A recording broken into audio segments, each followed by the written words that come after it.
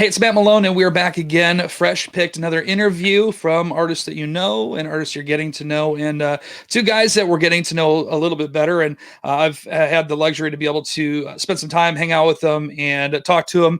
Outside of doing interviews like this, and two of the coolest guys you'll ever meet in your life, and two extremely talented guys as well. Please welcome Brent and Anthony, the boys of Everette. How y'all doing? What's up, Matt? How you doing, bud? Dude, I'm doing awesome. It's great to be able to see y'all again here, and it's been a while. Correct me if I'm wrong. I think the last time that we actually got to hang out or see each other was either Madison or Nashville. I think at CRS. I'm not 100% sure which one was first, but since I don't even then, know what day of the week it is right now. Right? Nobody does. It doesn't even matter. Nobody uses calendars anymore. Out of both of them, it was definitely one of them. That's for sure. Yes, right. But since that point, obviously a lot of things have changed. I've gotten a total of maybe 2 haircuts since then, I think. I don't know. What's that? Same. Yeah, good. I like it. So I was going to, and then the lady that cut my hair kind of just shaved it off. I'm like, I was saving that. What are you doing? Yeah, just grow it out, man. Right, I'm gonna have to. Yeah, it's long on top though. It's a little bit of a mess. It's a beautiful mop up there. I appreciate it, man. It's got to be tamed by the hat. That's what it is.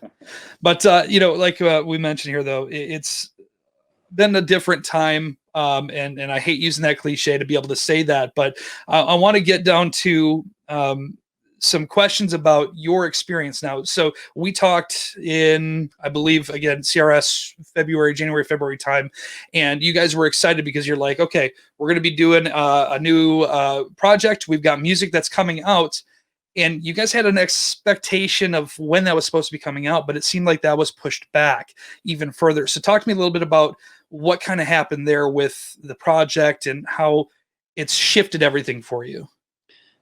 We spent a good deal of time in 2019 in different studios, working on different projects, really trying to figure out what the right fit was for all that. What songs we really need to do. What's the band going to look like? What studio should we be in? What producer we want to work with? And I think we just had to try on a bunch of different pairs of shoes to make sure we were wearing the right ones before we took off on the marathon that is making an album. Yeah, and it took me and Anthony have been playing music together for 14 years, but Everett's only about three or so years old. So we had been doing music separately and a little bit together, but I think even from our EP, Slow Roll EP to now, we've really honed in and learned who we are together. I think we really knew who we were separately. But it takes some time. It takes some experimenting and messing around, and we did that a lot last year. Yeah, we ended up deciding to work with some good friends of ours, musician wise, and recording engineer wise, and then definitely producer wise. It all just kind of came together by just doing stuff and hanging out with people, and real organic. Like I say, one of the biggest pieces of this puzzle coming together or whatever is that we started playing monthly shows at a dive bar in Nashville called the Springwater, and it's a little bitty place, super cool vibe. It doesn't have a big sound system, doesn't have a big stage. You can maybe fit in there, what would you say, 50 people? 50 to 60. Yeah, and it's a great place. It's one of those where, like, when you're walking across the floor, your feet kind of they stick a little bit. But anyways, so it smells. You can't, you don't you can't really bring in like a light show or smoke or tracks.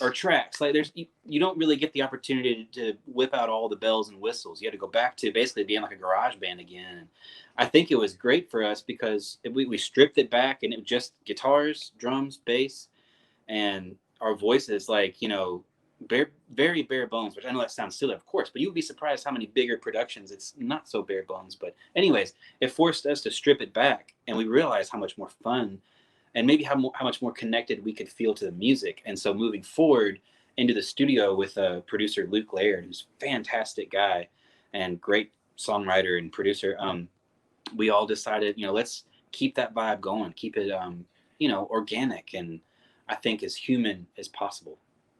You know, you mentioned Luke, and obviously he's got how many #1 songs and how many projects he's worked More on. than me. And I will second that myself too. But with Luke and hearing these names, and you guys are so well connected. I mean, you're on BBR for your record label too, and you've got so many talented people that are on that roster as well too. Thinking back to 3 years ago till now, and you're sitting here, you could probably, text Luke or text these other artists. What is that like for you as you're starting to kind of ramp up into, your career and into promoting this project? I mean, sorry, I had a handful of peanuts right down here, so I feel like I saw that. That's why I threw it to you. Yep. I think it's a beautiful thing. The amount of time we've been here in Nashville, I think you start gathering a community of not necessarily like-minded people, but people cut from the same cloth. And that's a really cool feeling to create with people and to be a part of a community of creators and people thinking outside the box. And honestly, just the friendship and support team that you get from that is amazing. When you're we didn't really, I mean, we knew Luke Laird, the songwriter, but we didn't really know how popular he was till later on. And when you're working together every day, you become close friends. And I'm thankful for his friendship and his guidance. And he's a great man. And we got a lot of those people here in town that I can guarantee you this, that we wouldn't be sitting here talking to you or continuing this Everette thing if it weren't for our support team here in Nashville and the friendships we have with people like Luke Laird and people going like, no, you got this, man. There's something here, keep on going. We're like, all right, sounds good. It's funny. You used the word connected. You said like, what's, kind of asking, what's it like to be so connected? I'm kind of like, oh, you tell me. I don't know that. I don't know. I guess you get so wrapped up in all this stuff. It really has been about, real connections. I think with me and Brent, we're not very good, I guess, at the Being politicians. Yeah, the networking side of the music business. I'll go ahead and say for me, I suck at it. I probably, if I could do networking, I'm not even necessarily sure what that means.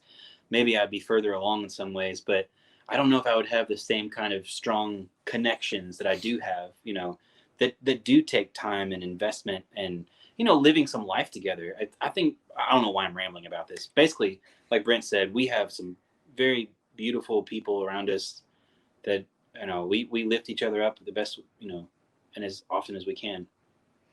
I think that the advantage that you all have is exactly what you just said, is that you're not the type of people that are, starstruck and let it hold you back by any means. I think and you don't have those egos, much like, some other people get when they are signed to a record label, when they are promoting a single or pushing that out.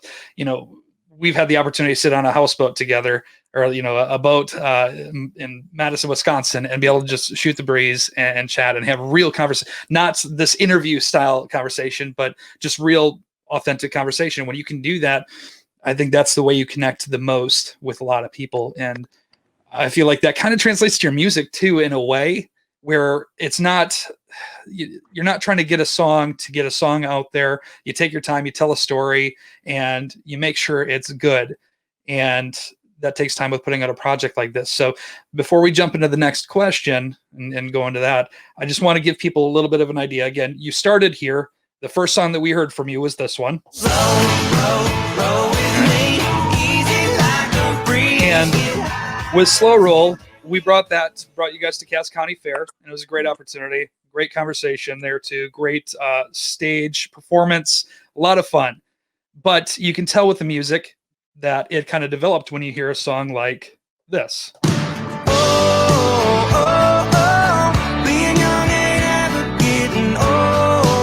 So, Kings of the Dairy Queen Parking Lot is the actual name of the EP, the project. Part A, right? So there's side A. So there's a B side that's going to be coming as well too, eventually. Mm-hmm. No pressure on any information about that too, but we have heard a couple songs that you've seen or that we've played actually live that are awesome. There are some new songs that came out Kings of the Dairy Queen parking lot, one of those. So how did you know that that was the right song to not only put on the project, but also to name the whole project after? 2 projects, essentially. Right. Man, we talked about, as far as the album title goes, we talked about that for quite a while. It's hard to decide that, you know? Yeah, it's we went through a few names, but you know, Kings of the Dairy Queen parking lot, we felt like Anthony says this a lot when it says we're always going to be that you know, no matter where we go, we might leave the town, but we're always going to be that. And we feel like, you know, we got our start in Bowling Green, Kentucky, and we've been friends for many, many, many years, and we try to hold on to that authenticity of our friendship. I mean, we don't try to hold on. We are friends, and it is authentic, but we try to let that pour out into the music. And also, you know, whether you were from New York City, South Georgia, or California, everybody had that spot when they were 16, 17, 18 years old where they felt that first taste of freedom. And, you know, we hope that this music is for everybody. It's just not Southern music or something like that. We love the South, but we also love the North, East, and West as well, and across the pond. So we want this music to be for everybody, and we feel like everybody, you know, had their spot, whether it was a Dairy Queen parking lot or a Walmart parking lot or a sidewalk on the streets of New York, you know. And probably more importantly, it's a cool song title. So we thought, well, maybe it'll be a cool album title too. The play on words we bought into that as well. Yeah.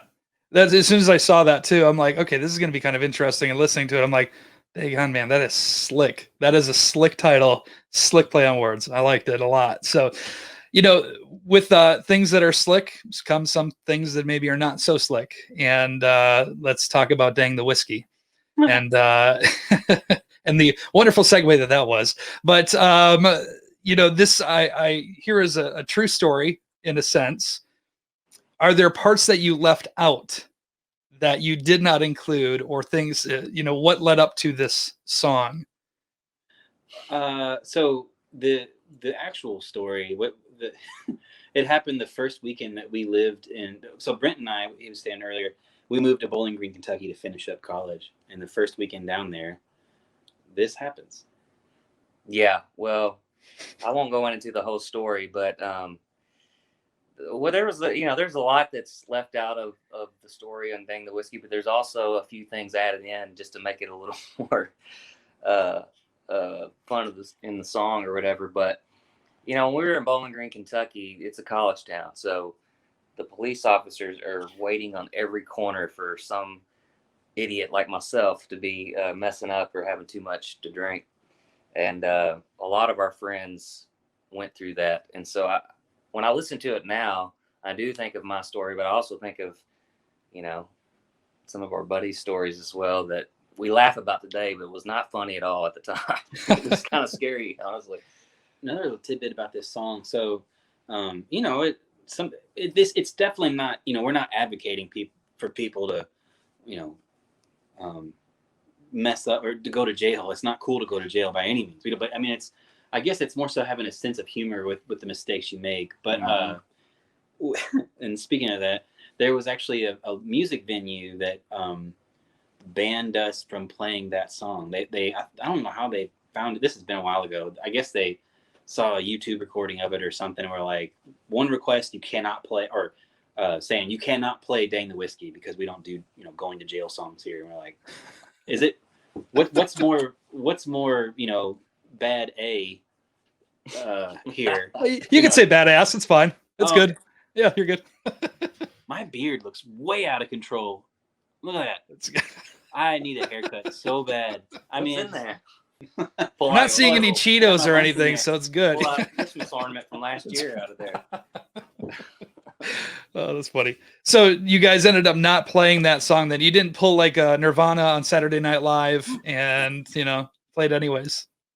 Well, we love these people who have this venue, so we respect their request. It also it doubles as a church. It's one of those kind of live music venue. Really cool place. Yeah. But So if you would have changed it to communion wine, it would have been fine instead of Yeah. whiskey. It's just Dang the good. communion one. That's right. It's the song you play on Sundays. Anyways, so you mentioned obviously that particular song and having a true aspect of it, a little bit more of an aspect that might have been fabricated a little bit. So I want to know for you, what is the most authentic song to you in your own respective rights? From side A. From any of the music that you put out, maybe even side B. Right. Okay. Not that I'm like, nudging for any information or anything, that's up to you The guys. truest song. For me, it would probably be Mama, I'll Be Okay. Just because it's, as songwriters, sometimes you really have to craft the song. I mean, sometimes it's really tough. You know what I mean? It's like you're building something and you're just trying to fit the pieces together, and it might take a while to do that. But Mama felt inspired. It felt like it just kind of fell out of the sky. We wrote it in like 30 minutes maybe. And I always love when songs come about that way, because it feels almost like you're just the catalyst to get it out into the world. And that song was definitely that. I mean, it's just, it's kind of a letter to our mothers, and not every single word is exactly true, but 99% of it is, and I love that tune. Yeah, I think with songwriting, I think sometimes you have to, you're not necessarily stretching truth, but I guess like to get the point of the story across. I feel like we're more so trying to explain how something feels than to give a Xerox of what actually happened or whatever. But for me, song that I think that I still I feel like it's two. Way Back is one. I had that title came to mind. When I was thinking about my wife Katie. Like when I met her, I mean, it's like the the simplest and cheesiest thing. When I met you, it's like I always knew you. But it really did feel that way, and it's just the deep connection, like chemistry, whatever it is that just made it seem like when her and I started hanging out, immediately it was like I'm in, but also the song Love Me Like I Am. I feel like something that's on my mind a lot, thank God for good wives and husbands out there that are, patient and, show a lot of grace. My wife definitely, and good friends. Yeah. Man, it's what makes the world go around. Absolutely. I think all of those songs, incredible. We talked about this too before via messages. All the songs on there are awesome. Every single one. I think that Mama, I'll Be Okay was a great way to wrap everything up. I think that is such a cool song. And man, I feel like anybody who's traveled a lot, and I personally don't travel near as much as what y'all do with, doing your shows and that kind of stuff. But, driving up to Grand Rapids, driving to Madison, occasionally going to Nashville, it's a lot of time on the road, a lot of time away from friends and family. And I feel like even it's not necessarily just relatable to mom, but to those people in your life that you do care about, that are always asking for you, whether it be like your best friend or whether it be, a different parent. So, man, I've had a lot of people, we've been playing that song for a minute. And there've been a lot of mothers, all ages. Like I guess, I guess what about all ages? I mean, like mothers with like sons or daughters that are like 3, 4, 5, 6, as well as our mothers that I feel like they connect with it because they were concerned about us. Like I'm a parent. I have a son. Like there's just it is a bit of maybe a stretch for if your son just moved down the street, but they still left. Like you grow up and you leave the nest, and so I think there's always going to be a connection with that, or I hope so, with that song. Yeah, and we've had a lot of college age students too relate to this song, just because it almost feels like it's coming from them to their parents. They just left home and they're saying like, "Hey, you raised me right. I'm gonna be fine. I'm gonna mess up, fall down, but you taught me how to get back up," kind of thing. I feel like this whole EP, and kind of correct me if I'm wrong, but this could essentially be an EP about growing up, right? Right. Things you can't say no to. You figure that out. Dang the whiskey. All of this happens. Find somebody you love. You go way back. No matter what, Mama, I'll be okay. I mean, honestly, it's a full story in itself. Wow, I haven't thought of it like that, Matt. That's pretty cool. Side, We lived a lot of life together, so we've.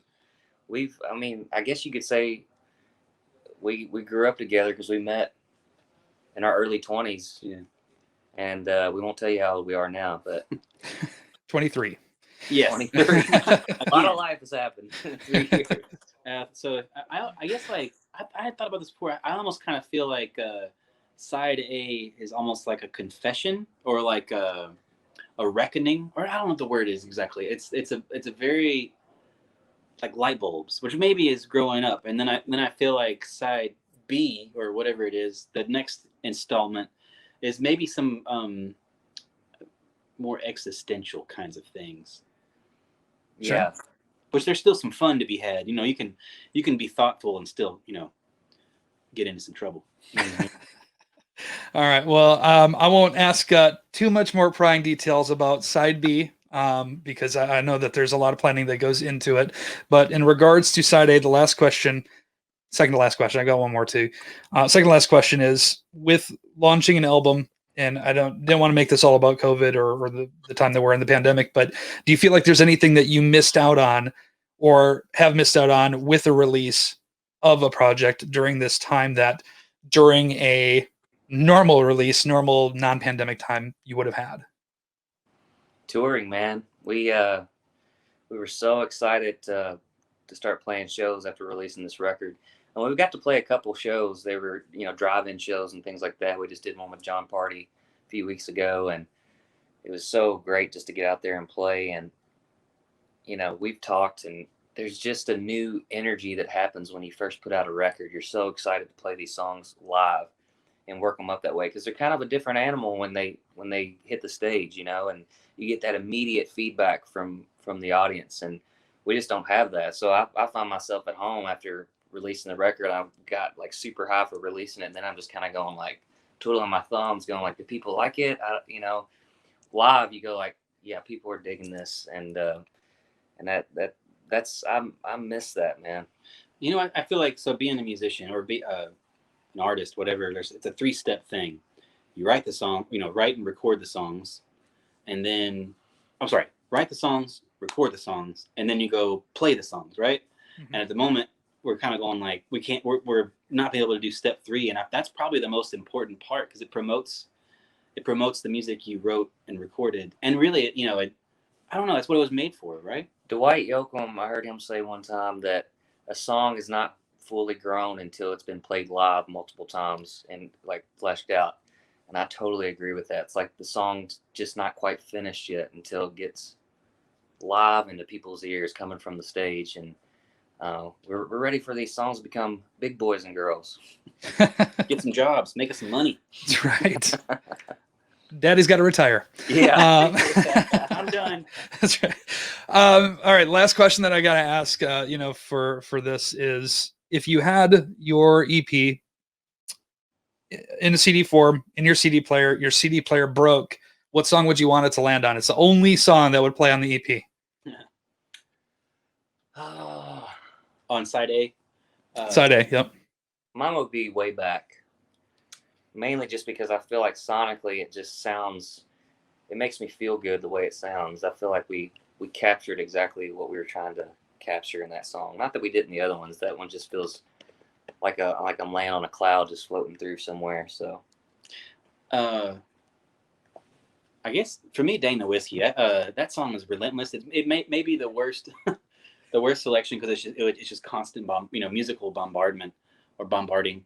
I'm making up words here. My son, actually, that's been his favorite song. Like he wants to hear Dang the Whiskey, and he goes and grabs one of my guitars and thumps around on it, and he even sings by himself. You'll hear him over like down the hall going, oh, whiskey. And like, it's the coolest thing ever. I mean, he's probably promoting some bad things, but I'm not really promoting. I think I might, yeah.